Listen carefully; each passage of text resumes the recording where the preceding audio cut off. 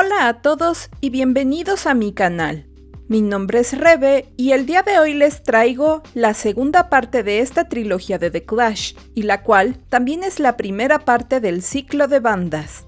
Por el momento, y debido al tiempo que me va a tomar realizar estos videos, he puesto en pausa las comisiones de dibujo. Es muy probable que las retome en febrero, por lo que recomiendo me sigan en mis redes sociales que encontrarán en la descripción. De este modo, en cuanto las comisiones vuelvan a estar disponibles, podrán ser los primeros en solicitar dibujos. Si les gusta este contenido, por favor denle un like, compartan este video con sus amigos interesados en conocer más de la banda, suscríbanse y activen la campana de notificaciones. Por adelantado, muchas gracias. Ahora sí, dichos todos estos anuncios, vayan por su botana, su bebida de preferencia, pónganse cómodos y comencemos. La fama.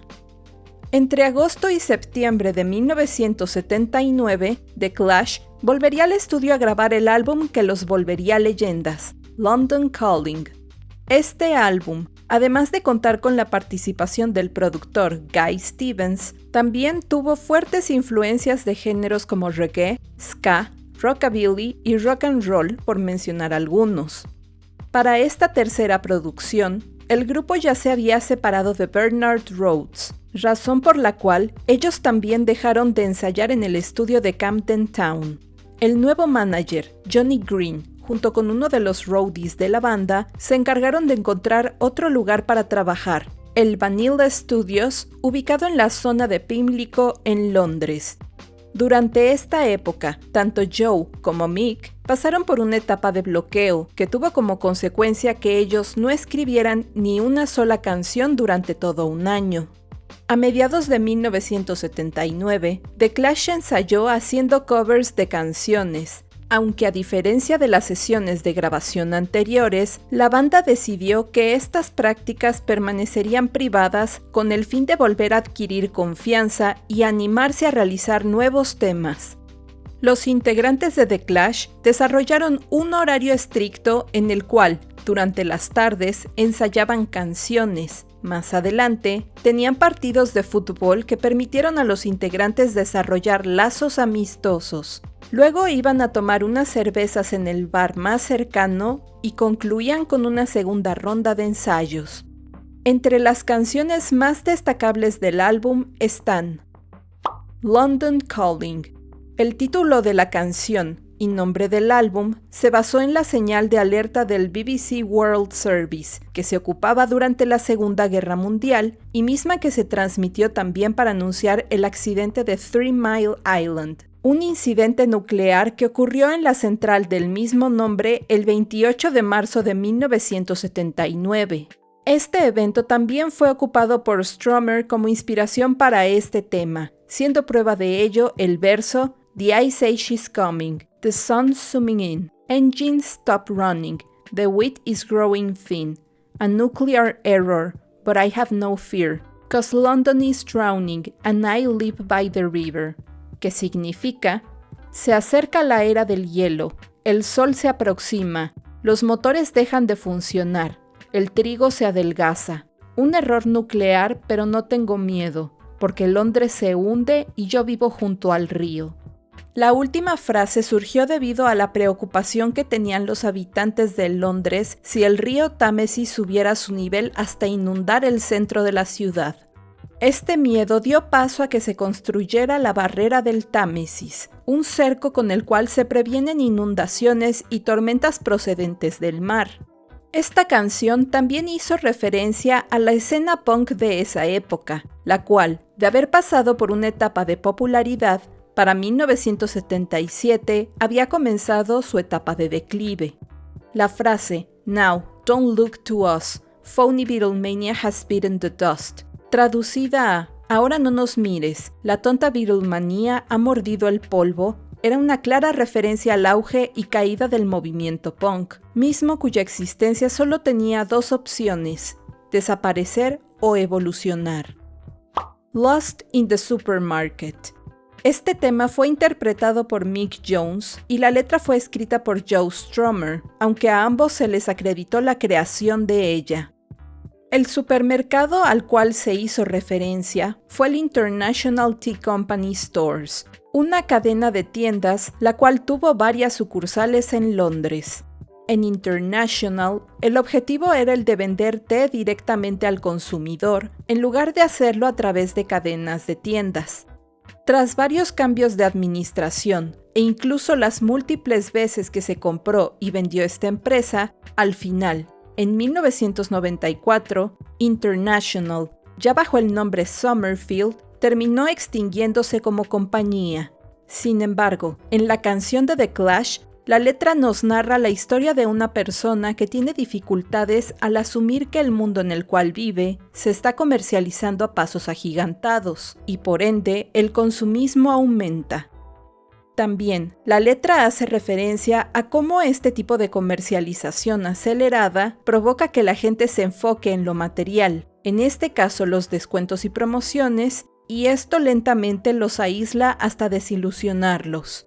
Strummer, en el DVD Making of London Calling: The Last Testament, comentó que durante la etapa de creación de la letra hizo lo posible por escribir basándose un poco en la vida de Mick Jones, es decir, viviendo en el sótano con su madre y su abuela.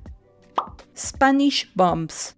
La idea para esta canción surgió luego de que Joe escuchó un reporte sobre que el grupo separatista Euskadi Ta Askatasuna, o ETA, había bombardeado hoteles turísticos en Costa Brava, en España. Strummer decidió inspirarse en esa noticia para comparar la experiencia del turista de la década de los 70 con el de la España que estaba pasando por una etapa difícil como lo fue la Guerra Civil Española. Uno de los contrastes más curiosos de la canción fue el de la comparación de los poetas en las trincheras con el de los turistas británicos visitando las playas españolas en una época post-franquista. Otra referencia que Strummer ocupó para Spanish Bombs fue la de la muerte del poeta antifascista Federico García Lorca, quien fuese arrestado y ejecutado. Si bien han habido múltiples especulaciones sobre la fecha de su muerte, se ha llegado a la conclusión de que esta ocurrió el 18 de agosto de 1936. Sus restos, hasta la fecha, no han podido ser localizados. Una sutil referencia de Strummer a Lorca es el verso Spanish bombs rock the Providence, I'm hearing music from another time. Es decir, las bombas españolas mueven la provincia. Escucho música de otra época. Esto haciendo referencia a los separatistas de la ETA y también a la Guerra Civil Española. Joe Strummer también incluyó el fragmento Spanish Bombs, yo te quiero infinito, yo te acuerda, oh mi corazón, así como también mencionó la región de Andalucía, lugar de donde provenía la expareja de Strummer, Paloma Romero, también conocida por su seudónimo Palmolive, quien fuese fundadora de la banda de Slits y más adelante se uniese a The Raincoats.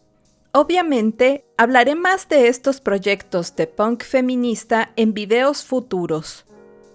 Rudy Can't Fail. Este track, como varios de The Clash, fue sumamente influenciado por la música reggae, además de rendir homenaje a los Rude Boys de Jamaica. La subcultura de los Rude Boys surgió en Kingston, Jamaica, durante la década de los 60, y a pesar de que ha pasado por varios cambios, tanto de término como de ideología, e incluso vestimenta, este nombre sigue ocupándose hasta la fecha para representar a los fans de la música ska y rocksteady. En el caso de Rudy Can't Fail, este tema cuenta la historia de un chico, el cual es criticado por sus mayores, tanto por sus hábitos de beber cerveza en el desayuno como por su vestimenta, actitud y falta de empleo, a lo cual el mismo personaje les responde: I know that my life make you nervous, but I tell you that I can't live in service like the doctor who was born for a purpose. Que significa, sé que mi vida los pone nerviosos, pero les digo que no puedo vivir sirviendo como el médico que nació con un propósito. Rudy Can't Fail en parte se deriva de la canción 007 Shantytown de Desmond Dekker, específicamente del coro 007 at Ocean 11 and now rude boys have a goil, cause them out of jail, rude boys cannot fail, cause them must get bail. Por otro lado, Rudy Can't Fail también fue un tema en homenaje al actor Ray Gansh, quien interpretó a un joven fan de The Clash, quien renuncia a su trabajo para volverse roadie del grupo en la película Rude Boy. Este sería el único rol actoral de Gansh en su carrera. También se considera que Rudy Can't Fail fue el título de un proyecto fílmico para el cual The Clash iba a ser la banda sonora, pero que al final no se concretó. The Guns of Brixton. Esta canción fue compuesta e interpretada por Paul Simonon, tomando como principal inspiración sus años en Brixton, así como la música reggae que se escuchaba frecuentemente por esa área, así como la película The Harder They Come. Durante la grabación de este track, la banda recibió la visita de uno de los ejecutivos de CBS, el cual provocó el descontento de Simonon, quien, al no poder hacer mucho, se limitó a cantar y a dirigirle miradas de disgusto al representante de la compañía. El resultado de estas sesiones fue una canción en la cual la ira de los habitantes de Brixton, debido al trato violento que recibían por parte de la policía, se vio adecuadamente proyectada a través de la voz de Paul. Al momento de interpretar esta canción, Simonon solía cambiar su lugar en el bajo con Stromer durante los conciertos, debido a que se le dificultaba cantar mientras tocaba el instrumento. Training Vain. El origen de esta canción viene de dos situaciones diferentes. La primera fue la canción Typical Girls de la banda The Slits, de la cual se deriva el verso Typical Girls Stand by Their Men, que se traduce a Las chicas típicas están del lado de su hombre. Para ese entonces, Mick Jones ya se había separado de su novia Beef Albertine, quien fuese la guitarrista de The Slits, por lo que la estrofa inicial, Say you stand by your man, tell me something I don't understand. You said you love me, and that's a fact. Then you loved me, said you felt trapped. En español, dices que estás del lado de tu hombre. Dime algo que yo no entienda. Dijiste que me amabas y que era un hecho. Luego me dejaste porque te sentías atrapada. Era una clara referencia al rompimiento entre Jones y Albertine. Albertine más adelante comentó: Me siento orgullosa de haber inspirado la canción, pero frecuentemente él, refiriéndose a Jones, no lo admite. Él solía tomar un tren a donde yo vivía en Shepherd's Bush y yo no lo dejaba pasar. Él se quejaba en la puerta. Eso fue muy cruel. El segundo origen de Training Vain iba más de la mano con una campaña de marketing que la banda tendría en la revista NME. Para este proyecto, se les pidió componer una canción que se distribuiría en formato flexidisc con cada copia vendida de dicha publicación, pero al final, NME descartó la idea dejando a The Clash con un track adicional. En palabras de Bill Prince, ingeniero de sonido para The Clash, Training Vain fue la última canción que terminamos luego de que el arte del disco ya estaba impreso. Algunas páginas web de la banda lo han descrito como una canción escondida, pero esa no fue la intención. El sobre del disco ya estaba listo antes de que se decidiera agregar la canción al máster de grabación. Al no estar escrito el título de la canción, los fans asumieron que el nombre de este tema se llamaba Stand By Me, aunque como mencioné previamente, no era el caso. Clampdown. Tema escrito por Stromer y Jones, en el cual se hace referencia a las fallas de la sociedad capitalista e incluso se le compara sutilmente a otros sistemas de opresión, mencionando a los camisas azules del fascismo irlandés de 1930 y al régimen nazi con sus camisas marrones. A pesar de que Joe venía de una familia adinerada, él se declaraba socialista, al punto que, a veces este tema hizo una crítica sobre cómo el capitalismo era un nuevo sistema de opresión basado en el régimen de sueldos por hora. La siguiente estrofa puede tomarse como uno de los mejores ejemplos de la filosofía de Stromer. The men in the factory are old and cunning. You owe nothing, so boy get running. It's the best years of your life they want to steal. You grow up and you calm down, and you're working for the clampdown. You start wearing the blue and the brown, and you're working for the clampdown. So you got someone to boss around. It makes you feel big now. Esto se traduce a: los hombres de la fábrica son viejos y astutos. Tú no debes nada, así que chico, escápate. Son los mejores años de tu vida los que quieren robar. Tú creces, te calmas y trabajas para los opresores. Empiezas a usar el azul y el marrón y trabajas para los opresores. Ahora ya tienes a quien mandar, te hace sentir grande. Además de la perspectiva de Stromer, también está la de Paul Simonon, quien en entrevista para el LA Times hizo un comentario sobre las oportunidades laborales disponibles para él durante su juventud. Fue peor cuando ya íbamos a terminar el instituto. Nos llevaron a viajes para darnos una idea de los empleos que estaban disponibles. No nos presentaron opciones emocionantes o significativas. Nos llevaron a una estación eléctrica y a las oficinas de la Marina. Era como decirnos, esto es todo lo que ustedes podrán hacer. Algunos de los chicos cayeron en la trampa. Cuando nos llevaron a la Marina, nos prepararon una cena en la cual constaba de papas y frijoles. Estuvo bien, así que algunos chicos se unieron a la Marina simplemente porque la comida que tuvieron ahí era mucho mejor que la que consumían en casa. Stromer, en entrevista para la misma publicación, compartió una perspectiva diferente, pero cuya conclusión era similar. Verás, no soy como Paul y los demás. Tuve la oportunidad de ser una persona buena y normal, con un coche bonito y una casa en los suburbios, la manzana dorada o como quieras llamarlo. Pero yo vi a través de ello. Era una vida vacía. Solamente veía a mi padre una vez al año. A él le gustaba la disciplina y me daba sermones sobre lo duro que había trabajado, la determinación y lo que significaba ser un hombre de verdad. Lo que en realidad él me decía era: si juegas de acuerdo a las reglas, podrás ser como yo. Vi a través de eso y entendí que yo no quería ser como él. Una vez me fui de casa, me di cuenta que yo estaba en lo correcto. Vi cómo funcionaban las reglas y no me gustaron. A diferencia de las producciones anteriores, London Calling sí alcanzó a posicionarse en el puesto 23 de la lista Billboard en Estados Unidos, mientras que la canción que le daba nombre al disco logró alcanzar el puesto 9 en las listas de hits del Reino Unido, siendo este sencillo el de la posición más alta en comparación con otras canciones de The Clash.